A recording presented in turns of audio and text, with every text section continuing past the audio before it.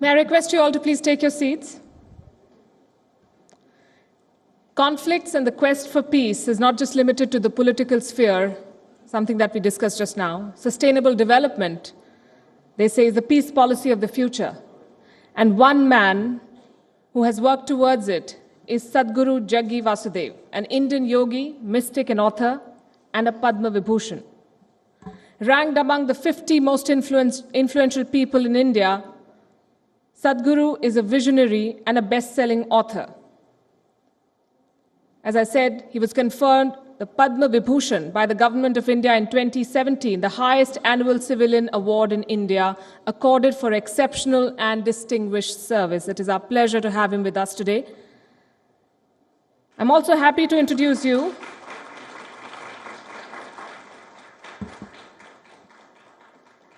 I would like to introduce you to Mr. Riz Khan, a veteran journalist and an illustrious with an international career spanning decades. May I welcome on stage Sadhguru Ji of the Isha Foundation and Mr. Riz Khan to talk about a possibility beyond present realities.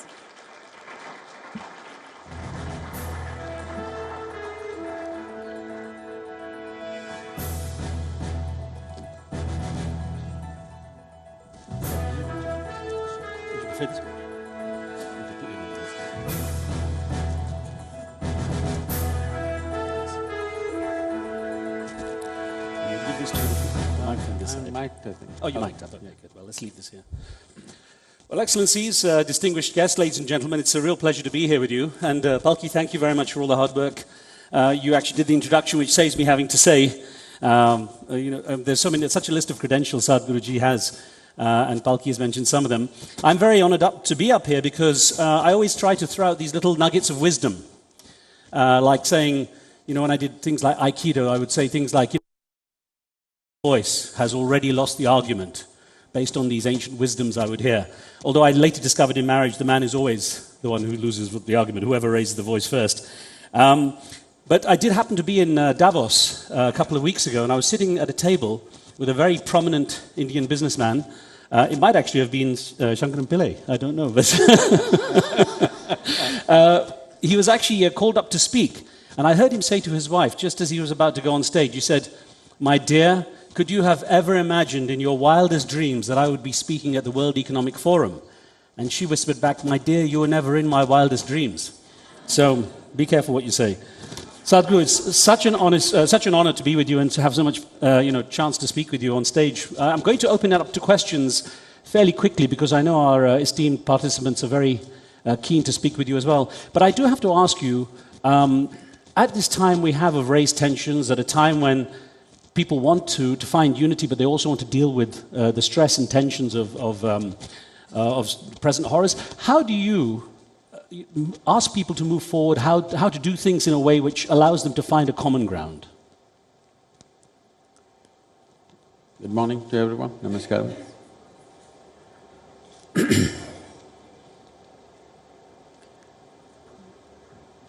This is that kind of time that whatever you say will get judged in an extreme way.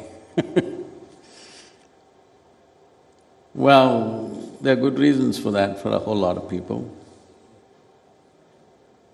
There are lots of dead bodies and lots of bereaved families. So there is emotion, strong emotions. But there are problems and there are solutions. When we invest in problems, problems multiply. It would be wise to invest in solutions. But in a democratic nation, when you take everybody's opinions and emotions and considerations, it's very difficult to move in any one direction because it's always trying to move in 10 different directions. But I feel this wouldn't be a very difficult problem to solve if there is an abstinence from daily violence that's unleashed in the form of terror. The old philosophy of 1,000 cuts is still being executed. When that's going on, it becomes very difficult to even talk about a solution. I think that's where we are right now. Aspiring for peace is definitely in everybody's heart. Aspiring for peace looks like a noble endeavor. But practical situations have always been handled in different ways. It's not just today's issue.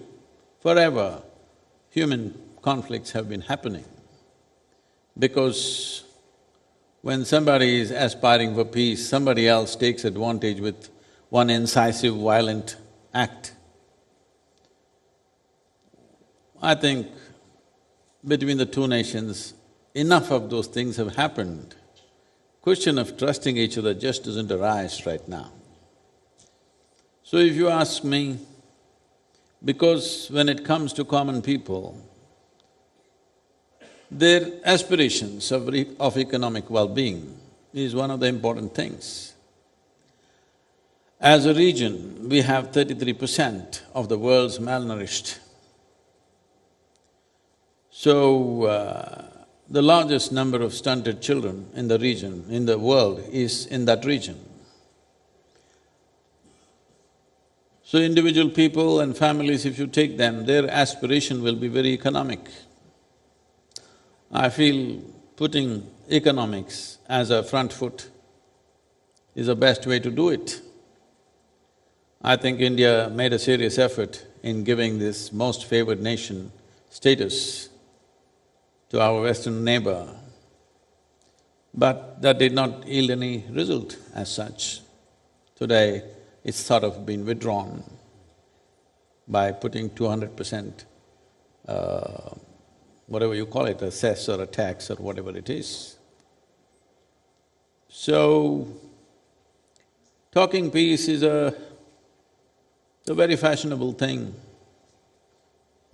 Everybody talks about it. But when it is being declared by the proponents of this violence very clearly, our goals are not geographic. That is, Kashmir is not the goal. Once we liberate Kashmir, we will liberate the rest of India. When these things have been clearly stated, I don't see how you can talk with the same people endlessly peace, because it's ridiculous. So I feel the region has to make efforts to bring an economic prosperity. I think if the rest of the countries show economic prosperity, I'm sure people in Pakistan don't aspire for anything else, they also aspire for their well-being. It is just that certain forces in every nation behave like they represent every human being in that country, but it is not true. You should see the bonhomie that Indians and Pakistanis have outside the country. When they're outside that region, they do very well with each other. Once they are there, not possible.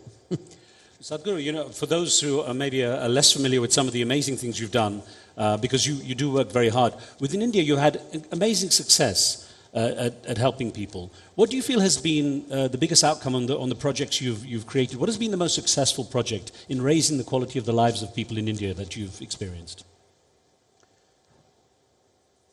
So we launched a comprehensive campaign called Action for Rural Rejuvenation. What I saw was, there are many projects, there are many schemes, government-endorsed schemes. There is budgets for it. But what is missing is people willing to take it in their hands and do it. They've been waiting for the government to do it. Government has that much mechanism to deliver. Beyond that, they don't have the mechanism to deliver. It's simply not possible for a government to come and change people's lives. It can provide certain infrastructure, certain budget, certain other possibilities, but cannot actually change people's lives. People have to stand up and do it. So when we started this, there were many issues. One important thing is different kinds of divisions in the society of religion, caste, creed.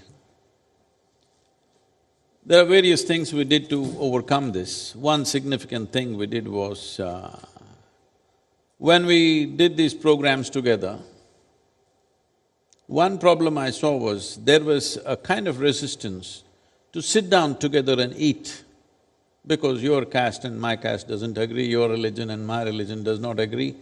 We are not able to eat together.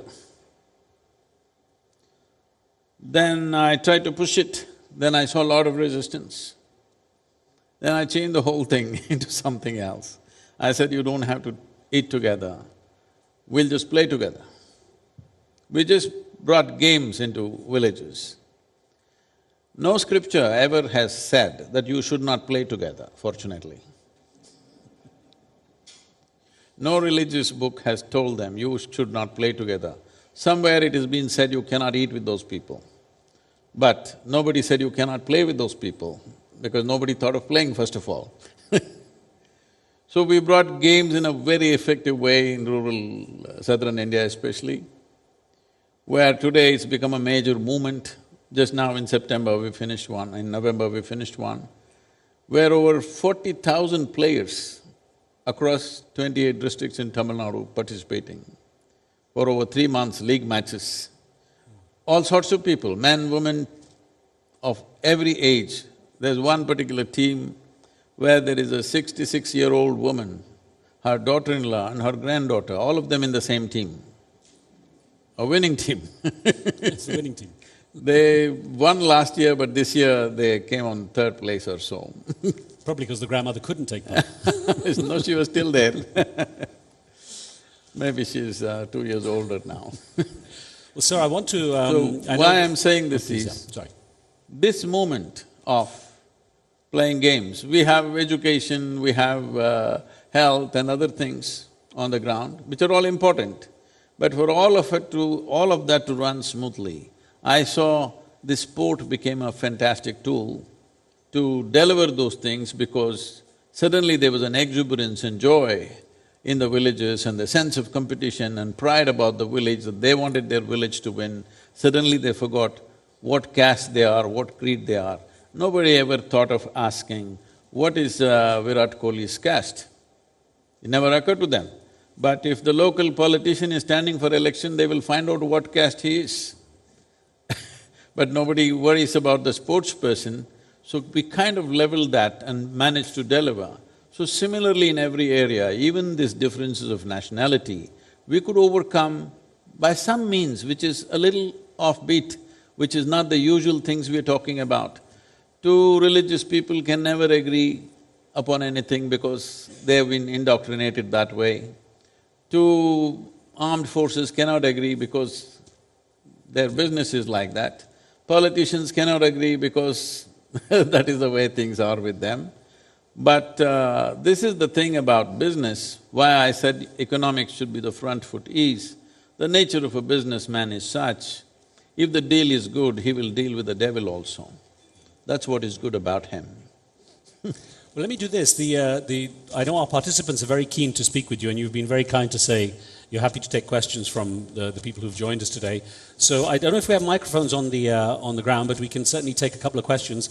I promise I will get to the questions in the order which I see the hands go up, and the lady there has her hand up first. Let's see if we can get your microphone, just behind you, ma'am. I'll come to them in the order I see them. There's someone at the back there I see as well. I'll get to you. Namaskar, Guruji. You hit the point very hard when you said that there's been so much senseless violence of late, and I think on behalf of all the participants here, we again once more pay our condolences to the grieving family and to a grieving nation. But my question is more fundamental. You understand soul better than all of us. What is it in the human soul that drives us to this violence, senseless I must say, and then derive pleasure out of it? Because unless, like you said, there's pleasure, we don't like to do anything. You talked about the joys and happiness that you brought with your games in the village, but what is lacking in our souls that we get pleasure out of violence? Well, I would like you to take away the senseless, because those are words of poetry. But violence makes sense to somebody. That's why they cause violence, because it makes sense to fulfill certain goals of their own. So let's not be in that kind of a utopian mindset that violence is senseless. No, there is sense to it, a very cruel sense to it, but there is sense to it because a whole lot of things historically have been achieved with violence. So people know if you are capable of unleashing a certain level of violence, you will achieve your goals. So it is not senseless. Only for somebody who's looking at only the blood and gore and not seeing the design behind it, it is not violence by default, it's not like crime. This is violence with design, driving towards a certain point, and if we do not stop it or if we do not counter it appropriately, their designs will be fulfilled. So it is not senseless, it is sense, but unfortunately, it's senseless for the lives. About your soul, we need to understand this. Once we identify with something, whatever is our identity, of caste, creed, religion, nationality, once we identify ourselves with something, the very nature of human identity is such that we will start working for that identity. That identity becomes more significant than life at some point. We're willing to live for it, we're willing to die for it. It may be a family, it may be a nation, or it may be a religion or a race, but once you identify with something, that's how human mind works. To create a world beyond these identities, well, that's the ideal, that's what we all strive for. But is that reality close by? No. I'm not somebody who lives in a dream state. I live in this world, I know the realities of this world. Are we anywhere close to that? No, we are not. But today that possibility of taking ourselves in the direction of beyond identity kind of world, beyond limited identity kind of world, is much more a possibility than ever before, because technology has made the borders of the nation, the borders that you set forth in so many different ways of societies is kind of broken and it's become very porous. Young people are communicating with each other, it doesn't matter there is war or peace, they are communicating with each other. So there is a much bigger possibility today of taking the world towards a humanity which identifies as humanity, not with race, religion, nation, whatever else. But right now the reality is, nation is the largest segment of humanity we can address for solving any problems. We are still not in that kind of state where we can address the entire globe. We have not come to that state where we will embrace each other and live in absolute joy or peace. That is not anywhere close. So nation is the largest piece of humanity we can address, so that identity is probably better than other identities within the nation. So in that context, national boundaries should have been settled, especially when we got our independence. We should have settled our national boundaries one way or the other. Little give and take somewhere and we should have done it whichever way. But we have not done that, we are still living with a LOC or line of control, which is all the time out of control. So fundamentals of making a nation, there are many aspects to a nation. One basic piece of it is sovereignty of the nation. That means we know where our nation begins or where it ends. When that is in constant confusion, then these fights become inevitable, unfortunately. I think it is time, one way or the other, we must settle as to what is our nation, what is not our nation. If we don't settle this, we will bleed generations to come. I'm going to try to get to the hands in the order I saw them. The gentleman there is next, and then I know at the back we have two as well. We'll get to you. Sadhguruji, I have a question. My name is Guru Raj Rai, and I want to know from you your view on giving and forgiving. Is it essential for a pleasant human experience? Well, first of all, why do you accuse somebody of something and then try to forgive them? I don't forgive anybody because I don't accuse anybody of anything. Everybody is doing what they know best. What they know best may not be the highest thing in the world, but they're doing what they know best. Can we evolve people to a higher level of thought, emotion and action? This is all it is about. But every human being is functioning at the level that he or she is. So where is the need to accuse them and then forgive them? I'm not for forgiving because I have no bitterness about anybody, so why should I forgive anybody? There's no such thing. About giving, what is there to give? We come with nothing. Did you come with an investment into this world? Then how are you going to give? There is nothing here which is really yours. Presently something may be under our care, to use it to the best use, to the maximum number of people should be the goal.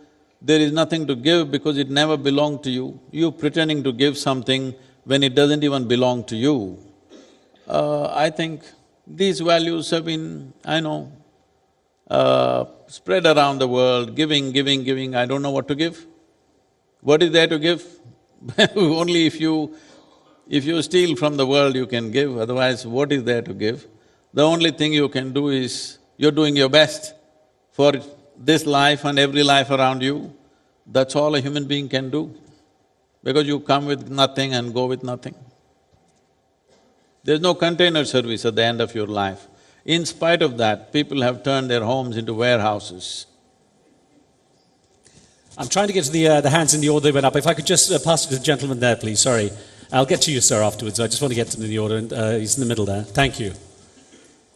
And tell us who you are, just behind you there. Thank Sadhguru Pranam, I saw a message this morning which appeared to be your tweet. In the age of fake news, we don't know whether it was your tweet or not. It said that you suggest 70. If that's really your belief, can you please explain us further how will this help in diffusing the situation? Thank you. See, there is a confusion in the country as to what is India and what is not India. You must settle this. If you don't settle this, these fights will go on endlessly. How many lives have been lost on both sides? For how long you want to do this? We must decide. You must have the courage to decide. Otherwise, if you do not integrate the nation, this problem will go on. This confusion, in the new generation that is there also, there is confusion whether I belong to this nation or do not belong to this nation, because different people are campaigning in different ways. So I'm only talking about anything and everything which is coming in the way of integrating the nation must be removed. And in my opinion, Article 370 is one of those things which is leaving populations confused, not knowing where they belong. Actually, the microphone was supposed to go right to the back, but sir, if you've got it, just please ask if you have something, and then we'll get to you at the back, sir. Just speak into it, they'll get it. Sadhguru, my family's been in the Gulf. Now this year we complete 100 years in the Gulf. And of course, in the Gulf, we've lived all our lives with the Muslims. 1947, Partition came, and I was born in Karachi. But I always said I was born in Karachi, India. Because at that time, when I was born in 1938, there was no Pakistan. Now the question is here, when 47 we had to leave because we were Hindus, we had to leave from Sindh. My father had a question because living with Muslims, question was, okay, fine, you don't want us to live in Pakistan as because we are Hindus, all right, then we'll go and live with our Muslims in Arabia. Can you explain to me how a religion which is there, how can you fragment it and say that yes, this is our religion between the two? Well, this will need a historical post-mortem, which I don't think is appropriate here. But we must make this happen in the world, that individual religion, whatever you want to believe in, must be in a personal capacity. You don't have to practice it on the street, nor do you have to practice it as a nation. Individual people can believe whatever they want. The religions of the world should come to that level of relaxation. They are right now in an aggressive marketing mode. Everybody trying to conquer more people all the time. If you relax that you don't want to capture, it's called soul capturing, she mentioned the word soul. If you stop this thing about soul capturing and leave people to do what they want, you can teach your preachings, whatever, if whoever likes it will follow it. If this relaxation comes in the religious teachings that it is not about the numbers, and first of all, I feel in a democratic country, if the politicians of the day 100% realize that people will not vote on the basis of what they believe in as a religion, the voting and the choice of leadership will not happen on the basis of religion. If this one thing happens, I feel more relaxation will come and further partitions need not happen. Partition is… India-Pakistan partition is one of the cruelest things that have happened in this part of the world, where over 600,000 people died and millions of people are still suffering. In both parts of the…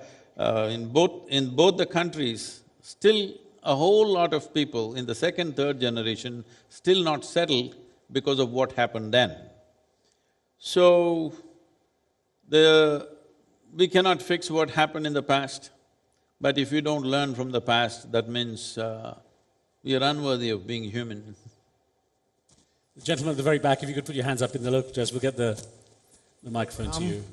मैं जितेंद्र वैद्य, yes. Gurudev, there is so much anger, emotion going on in our country at the moment. There was a Mahabharata and there was a fight between Kaurava and Pandavas. And after so much of tolerance, Krishna intervened. Do you think that now we are seeing a Krishna? The Krishna will appear and do the justice with this battle? Thank you, sir.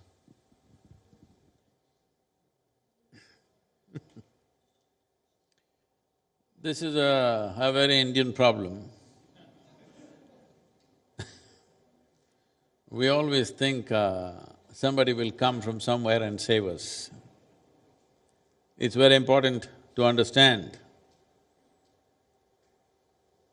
Then also he did not come. He was there, just like you, but took responsibility to see if he can sort out a few problems of the day. Similarly today, if we stand up to sort out the problems, we may succeed, if not all out, at least to the extent that we can in our lifetimes. But expecting some Messiah to come from somewhere and transform our lives, this must go. This happens because India is one nation which remembers a few thousands of years of history in the form… because our history was not written in a simple, factual way, but it was written in a dialectical way as a living story. Because it was written in a living story, you still keep living 6,000 years ago. It's time you come to 21st century. Solutions will not come from anywhere else. If we stand up to find solutions, we may take a few steps. The way the situation is right now, solution is not nearby, but we may take a significant few steps in our life so that solution will happen sometime in near future. If we don't take these steps and we wait for somebody to descend from somewhere and solve our problems, anyway, I want you to know that even in Mahabharata, when Krishna came, as much as he tried, he could not solve the problem. It ended in a disaster. So, I hope we won't wait for somebody to come and make a disaster out of this, that we need to stand up on both sides and find some solutions. I'm going to ask Mr. Mubarak, just wait a moment, I'll get to this gentleman and I'll come to you, sir. Yeah. My question to you, Sadhguru, is that you said that Article 370 should go. Shouldn't Article 370, 371, rather than being seen as an act of keeping two entities apart, be seen from the perspective of constitutional safeguards to religious and ethnic minorities when the state came into play after 1947? Well, Karthikeya, that question is not relevant because there are more minorities in the rest of India than in one state called Kashmir right now. So how do you say that? On what basis? So are you going to pass the Article 370 for every state wherever there is a certain amount of population? It doesn't work like that. Hello? Yes, Mr. Sadhguru. I want to ask you about psychedelics. Do you think psychedelics can help diffuse violence if given to leaders? That's it. You want to dope them now, nothing else worked.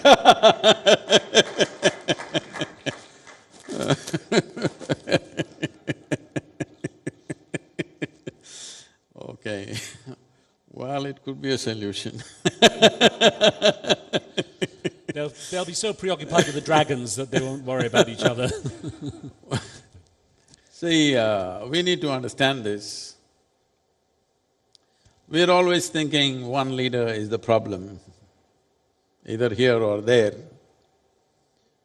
We need to understand we are democratic nations.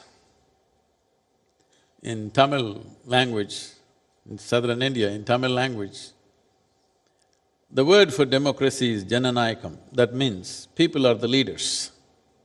That's what it means, people are the leaders. We cannot simply say that if you give drugs to one leader, our problems will be over. It's far more deep-rooted than that. Well, the majority of the population may not be involved, even if it's 2% of the country's population, but it is a very dynamic 2% population. 98% population may be there, but they're little sleepy. Maybe they're already drugged. They are in a way. They're drugged with their lethargy, they're drugged with stories of their own, they're drugged with these kind of beliefs that somebody will come and save them one day. No, I think we need to get them off the drugs. They're on different kinds of drugs which is putting them to sleep. It is important to awaken people, not to put people to sleep. Putting people to sleep is a temporary answer, and when they come back, you don't know what all they will do. When the drug wears off, we don't know what they will do. So, that's a colorful idea though. So the lady in the middle, if you put your hand up, we'll get the microphone to you. I'll come to you in just a second, ma'am. Please, go ahead. Guruji, it's an honor to be here. Thank you so much among such fine people this morning. In the panel earlier, one of the gentlemen mentioned that the voice of the leadership of our nation is not necessarily the voice of the people. And in a way, you actually led me to my question when you mentioned Jananayakam, which is of the people, for the people, and by the people. So, on one hand, we're talking about empowering people with making decisions that will benefit the nations. But these are the same people that are intolerant when it comes to portraying a fictitious character on the big screen, and they threaten to behead her. Why are we so intolerant, is my question, and directly related to the year of tolerance in UAE. I didn't get the point of beheading somebody. Related to the Padmavat controversy when the actress was… we're talking about empowering people, and then we have the same people coming up with trivial issues, which is when we have bigger issues to deal with. See, democracy leaves people with a certain amount of privileges without any particular mechanism to insist on a responsible behavior from everybody. So a whole lot of people misuse these privileges in different ways. Don't take that as the standard. That's not how most people are. Anyway, about whether the leaders represent people or not, the argument generally is, well, only 60% of the people voted. Out of that, the present leader got only 31%, so how can he be the nation's leader? Well, what the hell are the remaining 40% of the people doing? When they have not voted, they have no rights to comment either. So if it matters to you, you must stand up and vote, it's a privilege, you must exercise that. And how should you exercise it? It's very important now that the elections are coming and maybe many of you do vote in India. See, the important thing is if democracy has to work, the feudalistic mindset has to go, in the sense, if even one family votes as one unit, then it's not democracy. This is the idea of secret ballot, that everybody should think for themselves and vote. If you vote as a family, if you vote as a caste, if you vote as a religion, even if you vote as a party, I'm saying something which is going to be… I'm going to be unpopular with all the political parties in the country. I'm saying these political party memberships should be taken away. There should be no such thing, because I see, particularly in United States, if you ask somebody, he says, I'm a Republican. Why? My father was a Republican, my grandfather was a Republican. So your vote is already decided. This is a feudalistic way of existence. Where is the democracy in this? We are getting there also rapidly. In our country, it was not like that in the beginning, but now we are getting there very rapidly. I feel this political membership should not be there. There should be a limit. If they need that many people, maybe 500 people, 1,000 people to run their party, that many people can be the members. Public should not be members because they're pre-committed, which is not a good thing. Every time when the election comes, you must evaluate what's happened in the last 5 years, is it worthwhile, whether we should give them another chance or not, is something that each individual should decide. If you decide as a mass, either because of your party membership or because of your religious affiliation or because you belong to a caste or whatever, then there is no democracy as such, it is just feudalism in the name of democracy. And most countries are becoming like this, particularly United States has taken to this, and India is going that way. I think if we want a course correction, we are talking about voting beyond religion and caste, but what about the party? Party has become the new religion. It's important that there should be no memberships. People should decide just before the election who they want to vote for.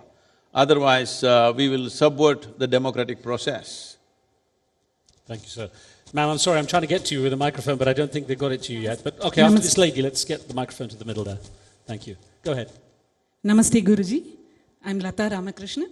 My question is, since women have a very soft approach to everything and they love to hold discussions instead of offering knee-jerk reactions, will it be better to empower and encourage women in leadership roles, and will it bring down violence all over the world?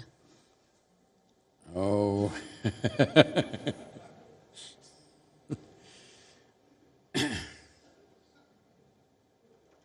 With all due respect to the ladies, whenever there were women leaders, either in the world or within our country, in the States, unfortunately, it's not been proven so.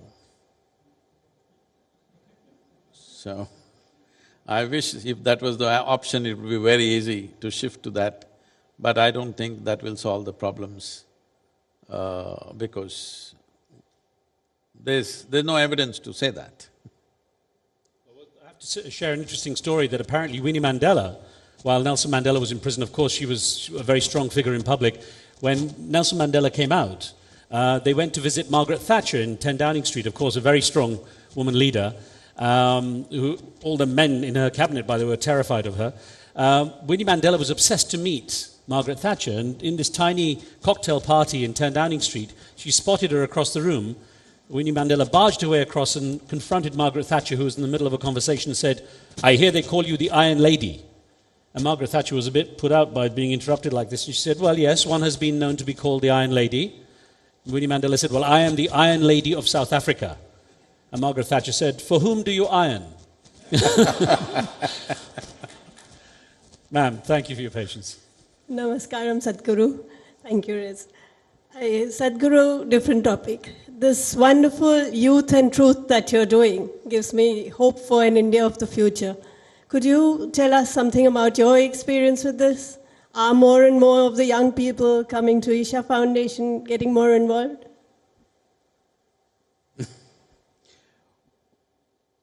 Well, the reason why I went out to do this when already there are too many things on hand is, this is a constant refrain wherever I go, a whole lot of people who come in touch with whatever we're doing.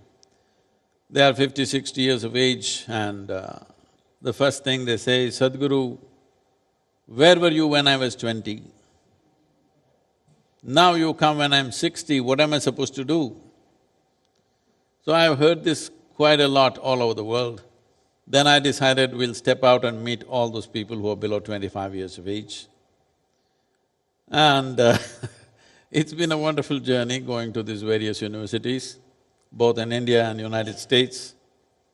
Today, I think we have invites from over 260 universities across the world, and I don't know how many we can fulfill.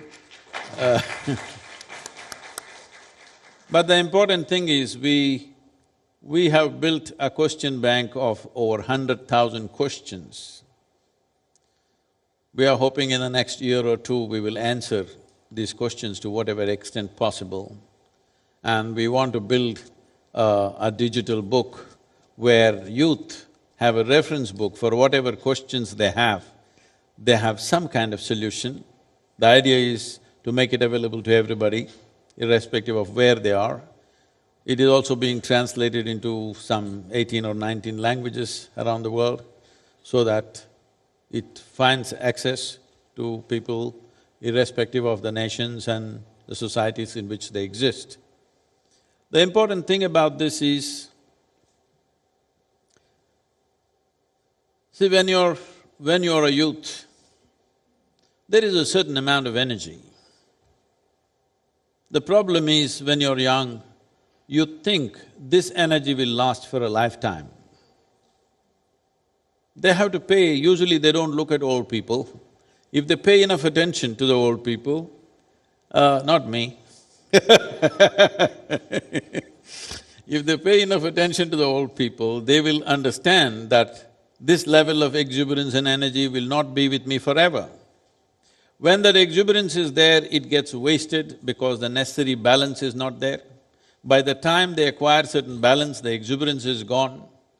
So, in one's life, the sooner they attain to some kind of balance within themselves, there is more possibility for human genius to unfold. When you are an issue by yourself, when your own thought and emotion is a big issue within yourself, you are not going to grapple with any big issues in the world. So one fundamental aim of this is to ensure that you are not the issue in the world. There are issues in the world, what we can handle, we will handle, what we cannot handle, we do not handle, but you should not be the issue. So for this, the most fundamental thing is, there is an inner balance within the human being. The sooner it happens in one's life, the better it is for that individual human being and better for the entire humanity. I'll just say the BBC trained me as a journalist, TV journalist, to live by the clock, so we have 2 minutes. Mr. Manish Tiwari, I'm going to try and get you the microphone just for a last quick question. You'd asked. Sorry, we just got… he was next with his hand. I wasn't sure if we'd have the chance, so if you could just give him a chance to… We have literally 2 minutes, please. Just. Mr. Manish, you're going to… Oh, yeah, sure, and I can then speak, unless we can get it to you. We'll try and get it to you, sorry. You can speak. I'm sorry, we were so tight for time, and I was just watching the hands as they went up, so… Here you go, behind you, sir. Thank you. It's always a pleasure hearing you, Sadhguruji.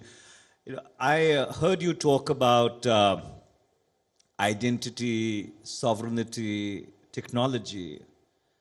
But technology has completely eroded Westphalian sovereignty.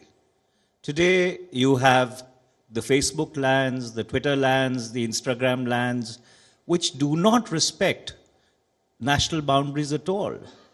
So when we talk about sovereignty, are we obsessing about a 19th century concept which has become completely passé? Definitely, but we need to understand the region which we are right now referring to. 33% of the world's malnourished children are in this region, in India, for that matter. So, nearly a third of our population is not even in 19th century, they're in 18th or 17th century. So when they're in that place, we talking about 21st century as if everybody has gotten there is not fair. Right now, you need to strengthen the sovereignty of the nation because you cannot address the people without strengthening that. When populations come to a certain level of well-being, definitely we have to loosen this sovereignty. We must understand this. This making of a nation is at different levels of evolution for a society. Unfortunately, within the first 25–30 years, if we had become a developed nation, we would be talking a different language. I would be definitely speaking a different language. But my engagement, 70% of my work is in rural India, and what 21st century are we talking about? 21st century we talk only when we come to Bangalore, Mumbai, somewhere. When we are in the villages, we are talking 18th century talk. That's the condition where they are.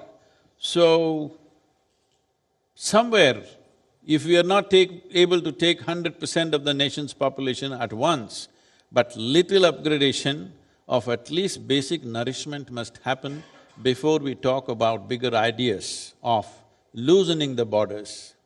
This is why I said, if economic borders are loosened, political borders are tightened but economic borders are loosened for some time, all that India needs is a larger economy.